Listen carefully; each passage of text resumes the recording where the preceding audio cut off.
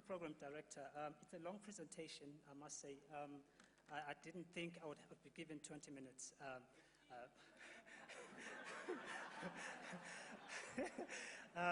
I'm grateful for the invitation from the SAASTA. When they told me that they would like me to present here, they said they would like me to give a plenary lecture. And as a professor, plenary lecture is at least 45 minutes. So, but however, I'll have to, follow the steps of the previous speaker and just, pick up some points from my presentation, which I think will be, will give the message that I want to share today. Indeed, I'm the CEO and founder of a company that's based inside Mintech in Johannesburg. We are a carbon company, nanostructured materials, which we supply to industry. A startup company which we hope to grow to a company that employs hundreds of thousands of people in the future.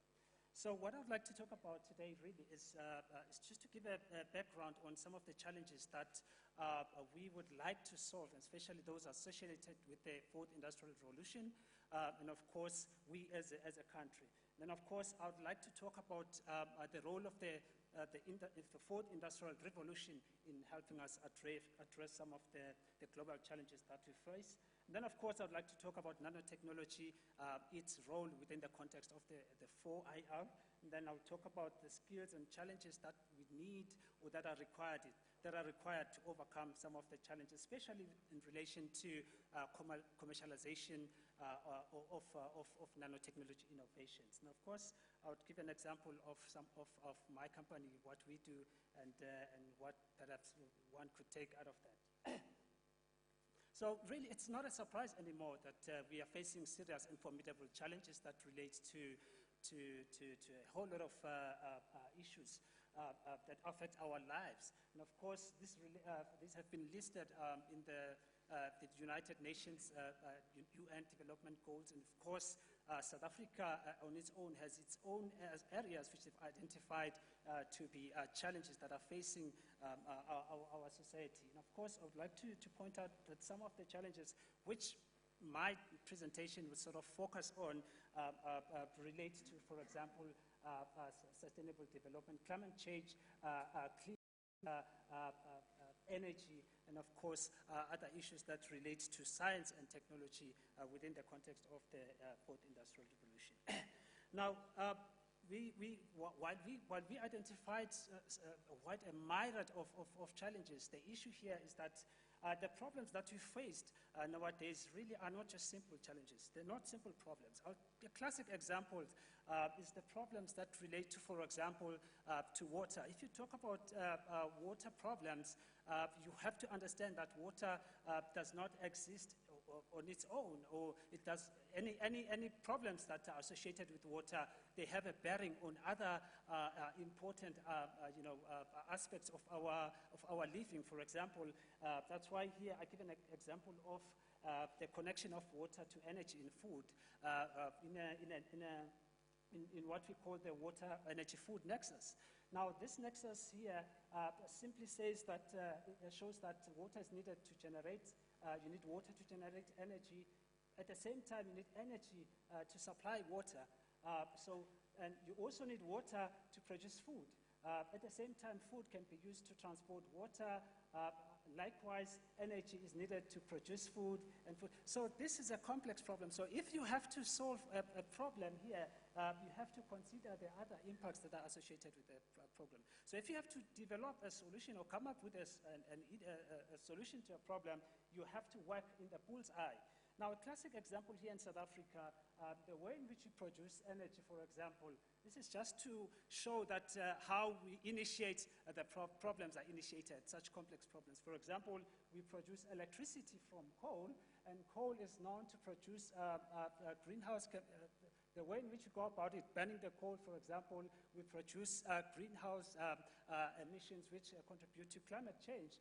And climate change ultimately results to droughts and catastrophes which affect the amount of water that we have access to. And if we have no water, then of course we don't have water to produce the energy. And of course, climate change also has a bearing on food, because if there's no water, droughts and everything, there's no food. So this is a complex situation, and our approach to solving these problems really need to be different. Here, I just show that indeed, besides the pollution of water and other things, South Africa, if you look at this slide, South Africa, if you look at our freshwater availability by 2025, you will see that we will be our scarcity will be similar to the countries in the Middle East, for example. So it means that, in fact, we will be a physically water-scarce country.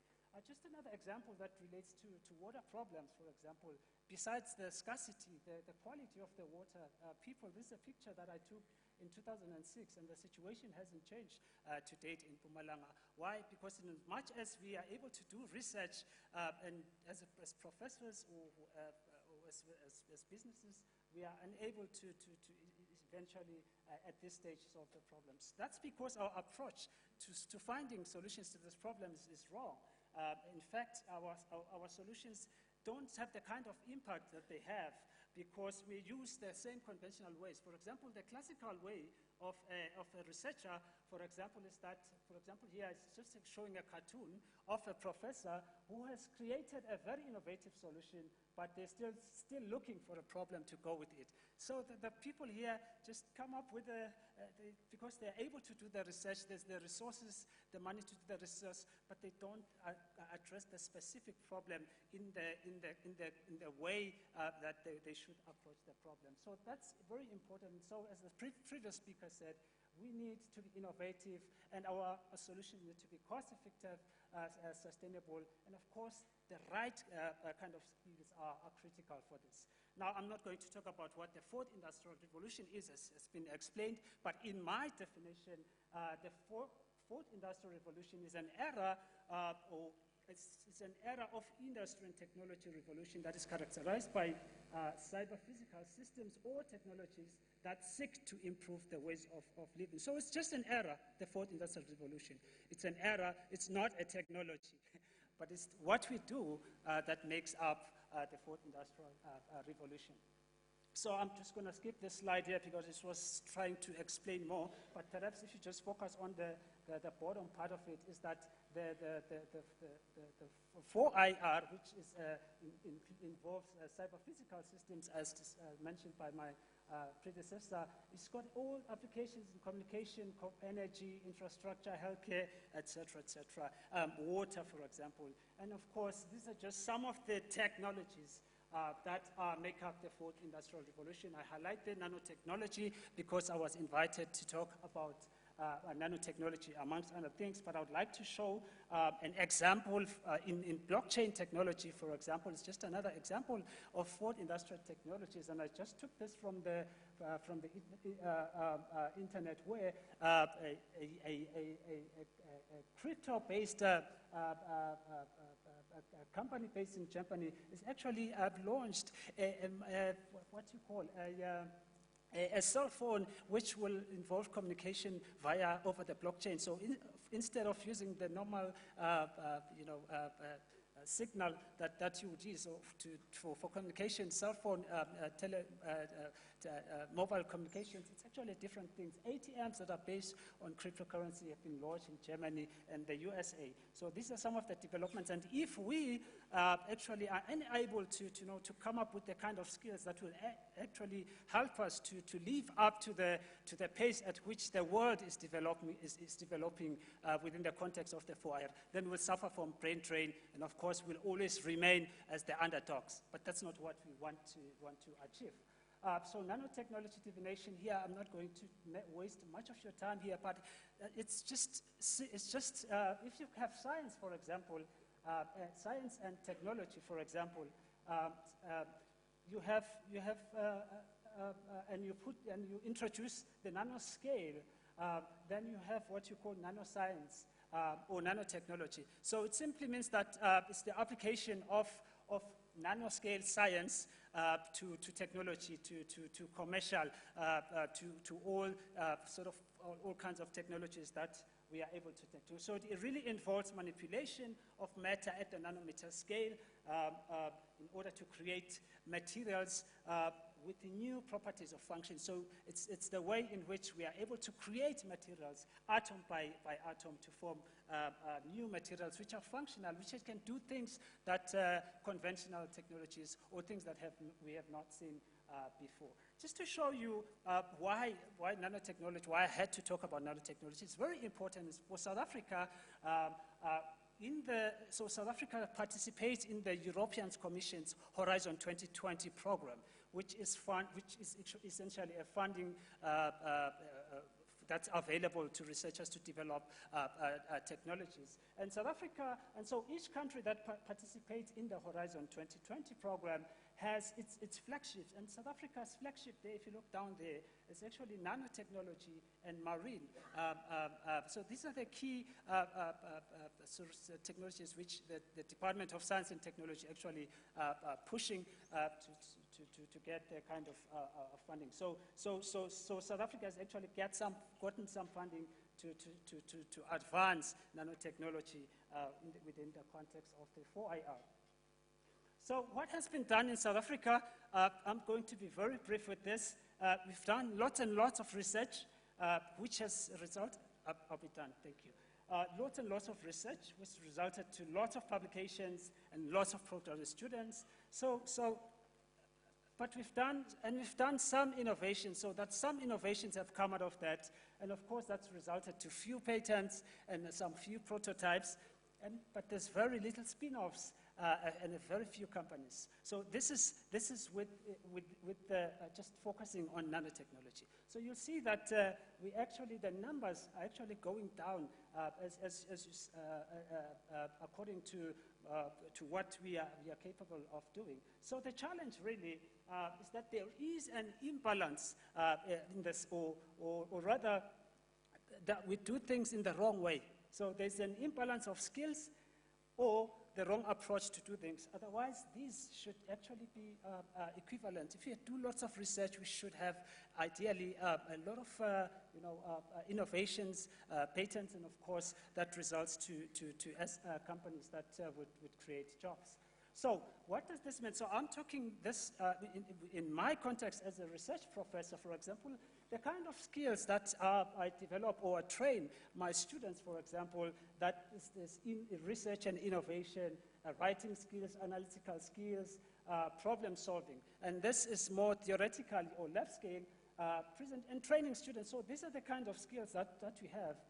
But what you need really for your research to have impact, because you want to solve a problem, a real problem, and it must have impact. For example, and what I mean by impact is that if I come up with a technology, for example, let's say I come up with a technology to purify water, what would be considered to have more impact? Would it be a technology that can solve problems, water problems, to millions of people living under power purchase parity, for example, of $5 per day, or that technology that is just developed to replace water purification technology in an urban area, just to replace an existing technology. So you want to, but the research that we do right now is we want to replace that which exists. And the impact there is just enriching and, pleasing those that are already having access to clean water.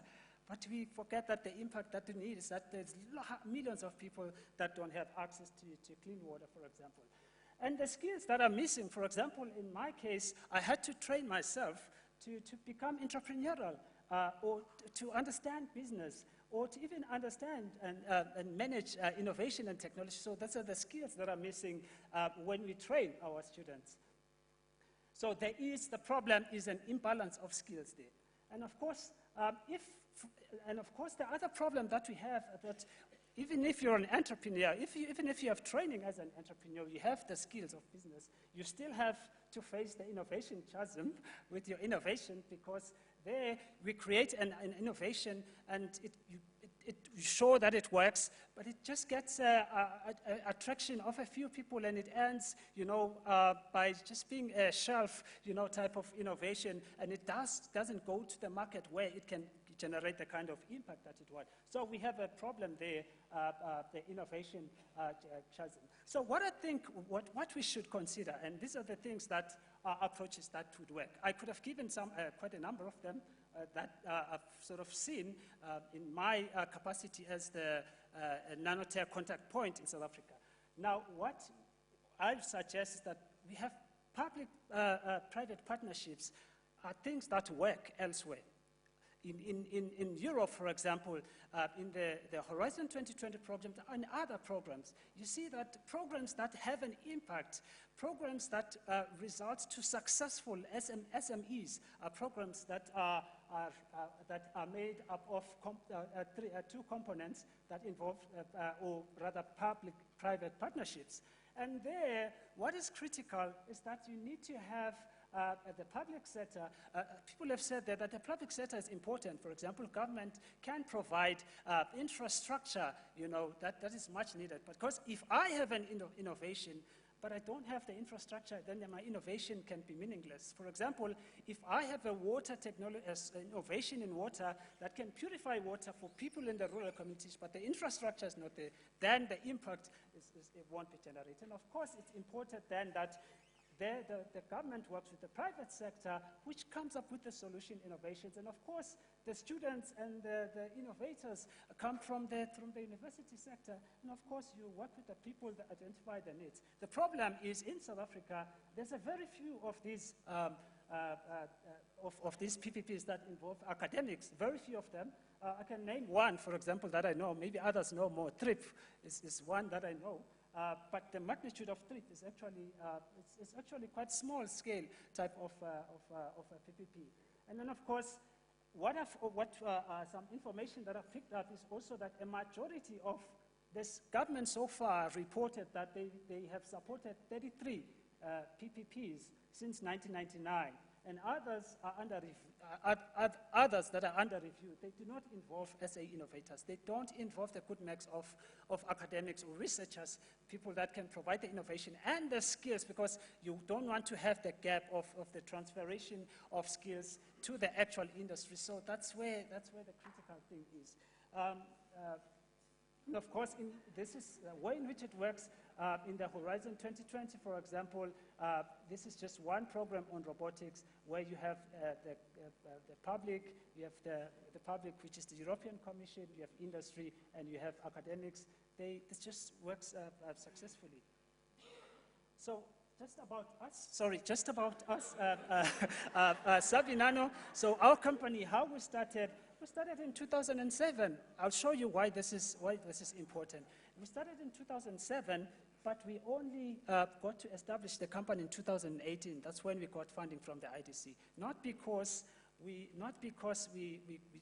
couldn't, but because of the system, the way in which nobody bothered to actually help us to move from 2007 when we registered the company. So it had to be a hustle and find a way. So it essentially got choked until we had to work our way until that got funding. And our idea was to make and sell carbon nanotubes, just carbon nanotubes.